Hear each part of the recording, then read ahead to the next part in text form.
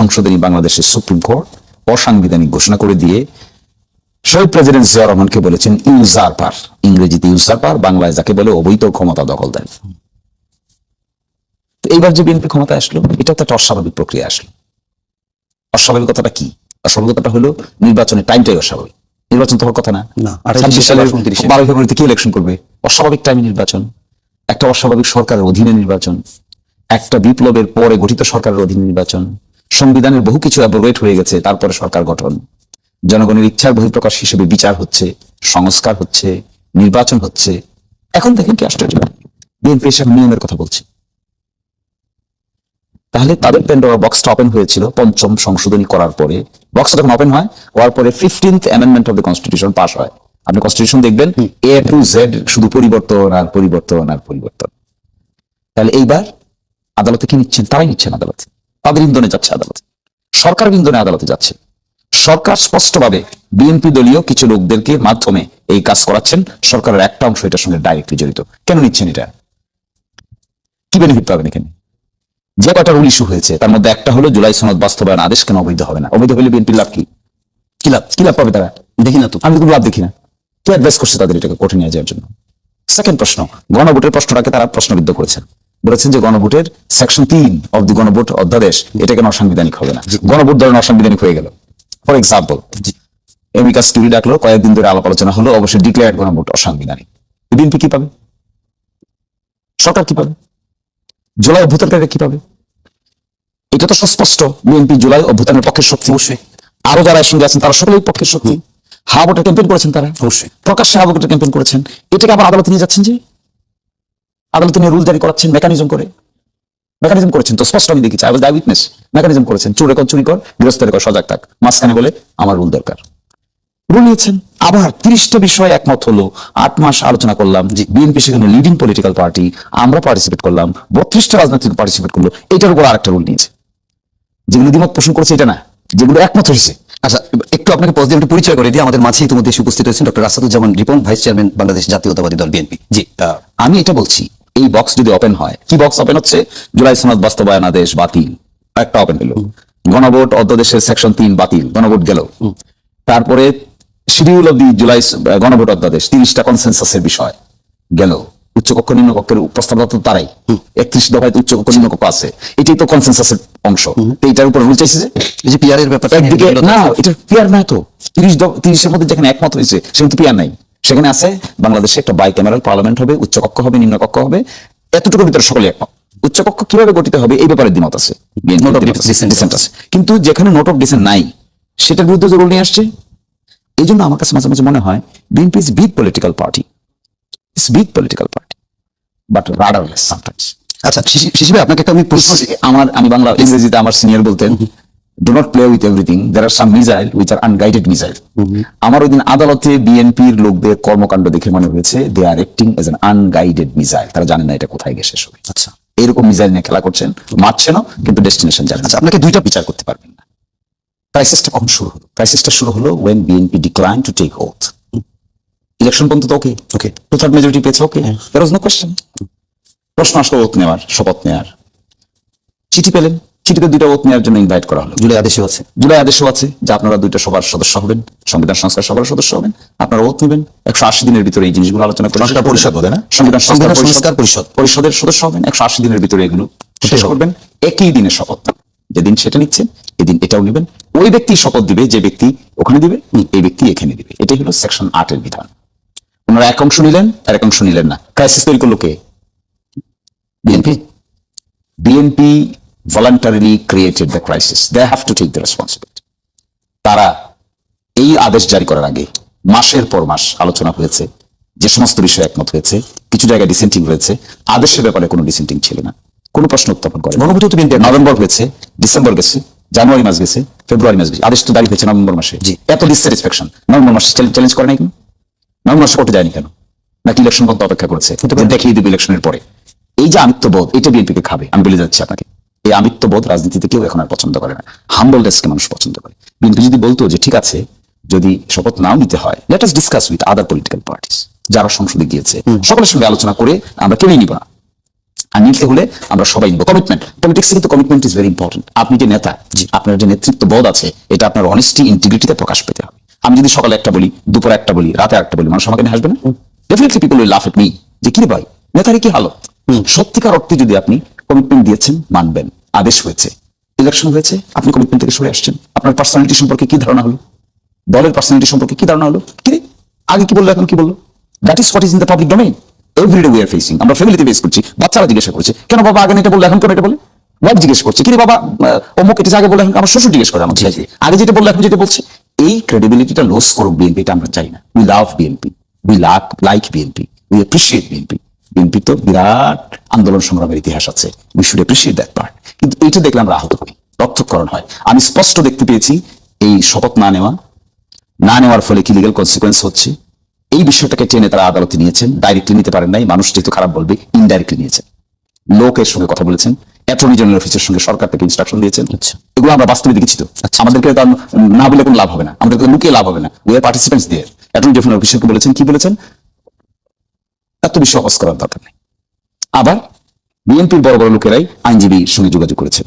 এই writ petition ফরমায়েশি আমি বলে যাচ্ছি আজকে আপনাদের সামনে, ফরমায়েশি রিট পিটিশন এগুলো করানো হয়েছে এবং করানো করে এই যে পর্যন্ত আমাদের এটা কোনো আমার আপত্তি নাই যে কোর্ট রুল জারি করবে, এটা আমার আপত্তি নাই, ইন্ডিপেন্ডেন্টলি এটা আমার আপত্তি নাই। কিন্তু আমার দুঃখটা সেই জায়গায় বিএনপি কেন এটার পিছন থেকে কলকাঠি নাড়িতে। আমরা একটু বিএনপি মাই পয়েন্ট অফ আমি একটু বিএনপি আসাদুজ্জামান রিপন ভাই যেটি বললেন, প্রশ্ন আর আমি নাই করি যে আসলে বিএনপির লাভ কি। আমি ওই জায়গাটাতেই মানে এর আগের পর্বে যেটা বলেছিলাম যে আমি তো বিশ্বাস প্রশ্ন আমি রেখে যাই, পরে আপনার কাছ থেকে একটু উত্তর নেবো। সেটা হচ্ছে যে 30টি বিষয়ের ক্ষেত্রে একমত বিএনপি, মানে 30টি বিষয় যে রাজনৈতিক দলগুলো এক হয়েছে সেটিও গণভোটে লেখা আছে।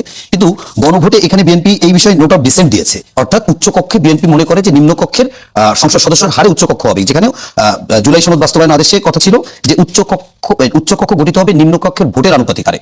শিশির ভাই, আমার প্রশ্নটা হচ্ছে এই জায়গায় তো বিএনপি নোট অফ ডিসেন্ট দেওয়া আছে, কিন্তু গণভোটে তে আবার বলা আছে যে মানে উচ্চকক্ষ গঠিত হবে নিম্নকক্ষের ভোটের আনুপাতিক হারে। তাহলে গণভোটে যেখানে এটা স্পষ্ট করা আছে, আবার গতে বলা আছে যে 30টি বিষয় একমত হয়েছে সেগুলো করতে বাধ্য। এরকম একটি সাংঘর্ষিক জায়গা আসলে কি করণীয়? এবং আরেকটি বিষয় আমি এটার পরে আপনাকে সেই প্রশ্নটা করবো যে আপনি যে বললেন যে বিএনপির এটা করে লাভ কি, এমন তো হতে পারে আইনি কোনো জটিলতা যেন না থাকে, বিএনপি সে কারণে এটা করছে, সেই প্রশ্ন থাকতে পারে কিনা জানে বলে মনে হয় না। রিপন ভাই, আপনার কাছে অনেকগুলো প্রশ্ন, এই প্রশ্নগুলো শিশির মনিরের বক্তব্য থেকে এসছে।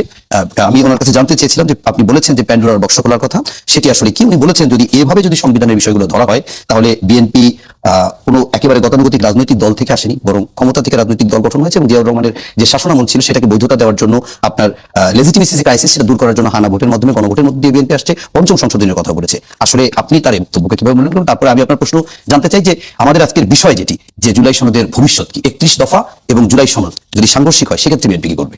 ধন্যবাদ আপনাকে। আমি আসলে জনাব শিশির মনিরের পুরো বক্তব্যটা আমি শুনিনি। আমি আপনার উত্থাপিত বিষয় থেকে বুঝতে পারলাম যে উনি এই বিষয়ে কথা বলেছেন। নাম্বার ওয়ান, আমি আমার দুটো বিষয় অবগত আছে। একটা হচ্ছে যে আমি যখনই জুলাই সনদের বিষয়বস্তু কন্টেন্টস এগুলো নিয়ে যে আলোচনা হচ্ছিল, সে আলোচনার মধ্যে আমি কোনো মানে অংশীদার ছিলাম না ব্যক্তিগতভাবে। অত খুব থরলি এটা মানে করা, পর্যবেক্ষণ করা, এটা প্রোজ এন্ড কনস বোঝার জানার সুযোগ আমার অলমোস্ট ছিল না। আপনার মতোই পত্রপত্রিকা পড়ে শুনে এইভাবেই মতামত জেনে যতটুকু বোঝার চেষ্টা করেছি। সেই জায়গা থেকে যদি প্রশ্নটা হয় যে অবৈধ হলে লাভ কি? দ্বিতীয়ত হচ্ছে আমি তার মতো মানে আইন পেশার লোক নই। আমি যা বলবো সেটা নেহাত আমার মানে কমন সেন্সের মধ্যে। আমি অনেক আইনের মুরব্বীজনদের কাছে শুনেছি law is nothing but common sense, শুনেছি তাদের কাছে, আমি জানি না। যদি আমি আইন পড়েছি কিন্তু মানে কখনো আমি আইন প্র্যাকটিস করা হয়নি, হোয়াট এভার।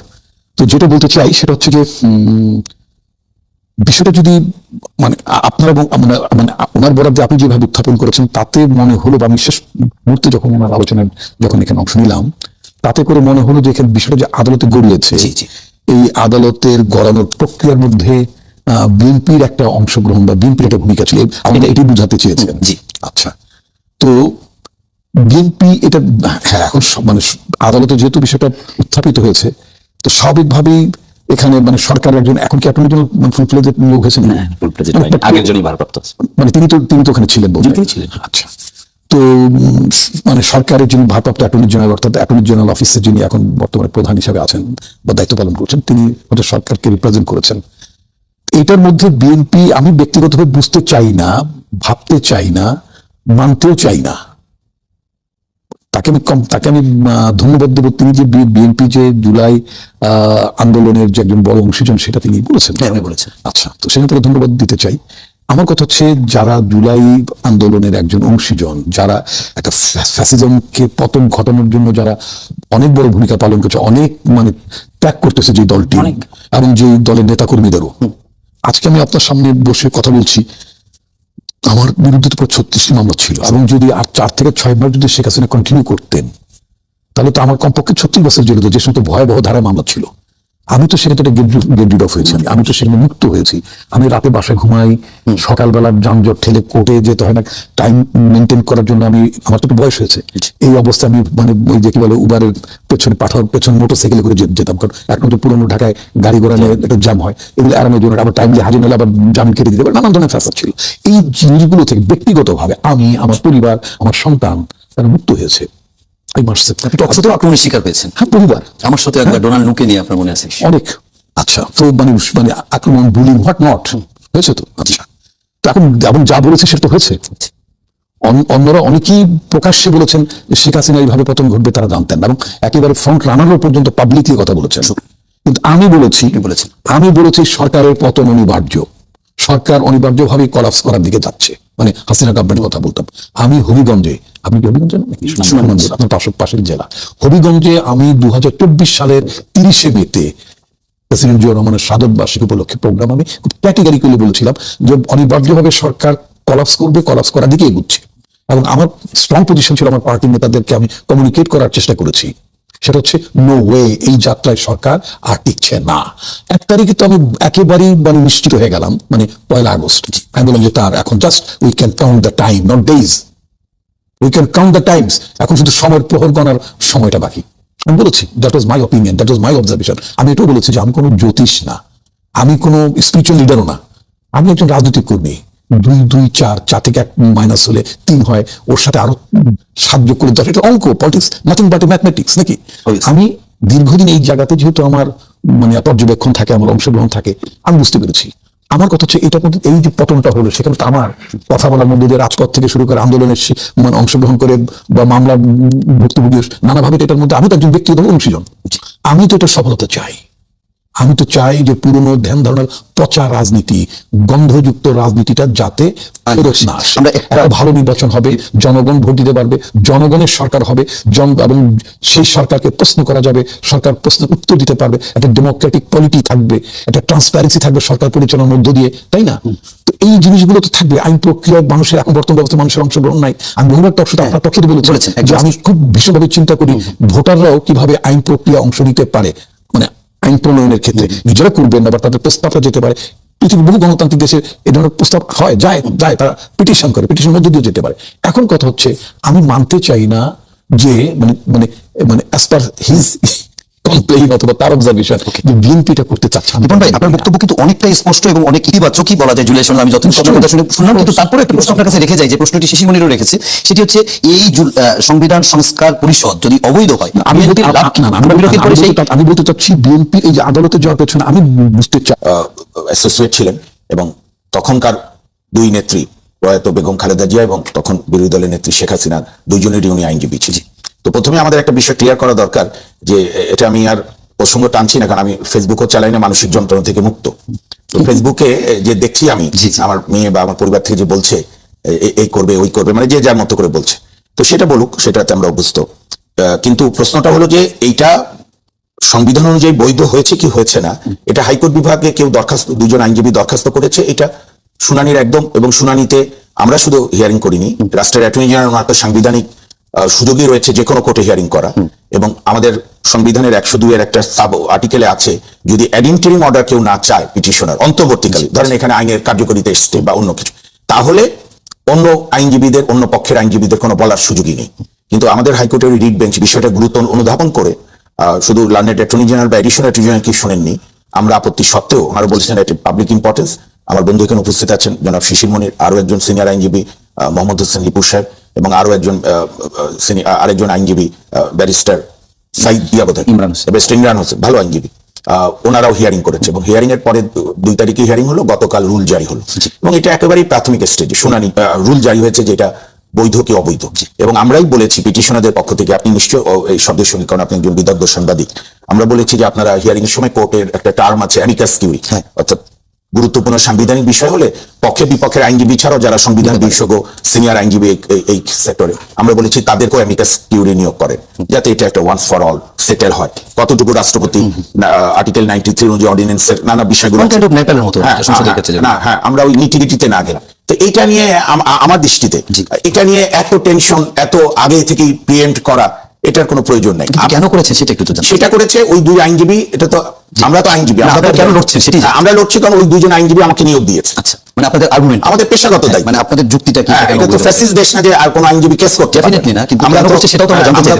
আমরা তো আপনার কোনো আপনার মানে অথরিটেরিয়ান গভর্নমেন্টের আন্ডারে না যে কোনো কেস করা যাবে না।